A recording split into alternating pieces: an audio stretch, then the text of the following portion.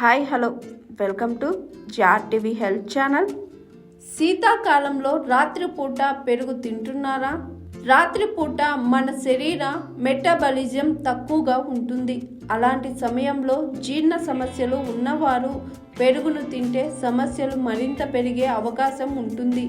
పెరుగులో కొవ్వులు, ప్రోటీన్లు ఉంటాయి. ఇవి జీర్ణం అయ్యేందుకు సమయం పడుతుంది. కనుక జీర్ణ సమస్యలు ఉన్నవారు రాత్రిపూట పెరుగు తింటే సమస్యలు ఇంకా ఎక్కువవుతాయి. కాబట్టి జీర్ణ సమస్యలు ఉన్నవారు రాత్రిపూట పెరుగును అసలు తినకూడదు.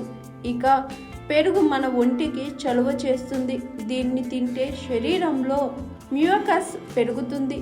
అయితే దగ్గు, జలుబు, ఆస్మా, బ్రాంకైటిస్ వంటి సమస్యలు ఉన్నవారు లేదా తరచూ ఈ సమస్యల బారిన పడేవారు రాత్రిపూట, అందులోనూ చలికాలంలో పెరుగును తింటే మ్యూకస్ ఇంకా ఎక్కువై సమస్యలు మరింత తీవ్రతరం అయ్యే అవకాశాలు ఉంటాయి.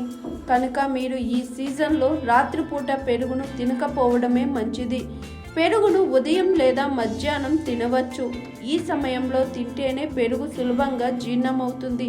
అయితే శ్వాసకోశ సమస్యలు లేని వారు రాత్రిపూట పెరుగును తినవచ్చు, కానీ జీర్ణ సమస్యలు ఉంటే మాత్రం తినకూడదు. ఇక ఎలాంటి సమస్యలు లేని వారు ఎప్పుడైనా సరే పెరుగును తినవచ్చు, కానీ పెరుగులో కొవ్వు లేకుండా ఉంటే మంచిది. అధిక బరువు తగ్గాలని చూస్తున్న వారు గడ్డ పెరుగు తినరాదు. అందులో కొవ్వు శాతం అధికంగా ఉంటుంది. కొవ్వు తీసేసిన పాలతో తయారు చేసిన పెరుగును తినాలి. ఇది బరువు తగ్గేందుకు సహాయపడుతుంది. బరువును నియంత్రణలో ఉంచుకోవాలని చూస్తే వారు కూడా కొవ్వు తీసేసిన పాలతో తయారు చేసిన పెరుగునే తినాలి. ఈ విధంగా పెరుగును తింటే బరువు నియంత్రణలో ఉంటుంది. పెరుగు తినడం వల్ల జీర్ణక్రియ మెరుగుపడుతుంది. కనుక మధ్యాహ్నం పూట దీన్ని తింటేనే మంచిది. పెరుగు తింటే జీర్ణాశయంలోని మంచి బ్యాక్టీరియాలకు మేలు జరుగుతుంది. రోగనిరోధక శక్తి పెరుగుతుంది.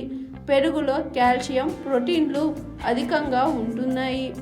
ఇవి ఎముకలను ఆరోగ్యంగా ఉంచుతాయి. కండరాల నిర్మాణానికి సహాయం చేస్తాయి. చర్మం ఆరోగ్యంగా ఉండేలా చూస్తాయి. శిరోజాలను సంరక్షిస్తాయి. ఈ విధంగా పెరుగుతో అనేక విధాలుగా ఆరోగ్య ప్రయోజనాలను పొందవచ్చు. హాయ్ ఎవ్రీవన్, నేను మీ Pavani. Please like, share and subscribe GRTV. Hi, I'm Jyoti Singh. Please like and subscribe GRTV channel. అందరికీ నమస్కారం. నా పేరు Sambit. Please like and subscribe GRTV. Thank you.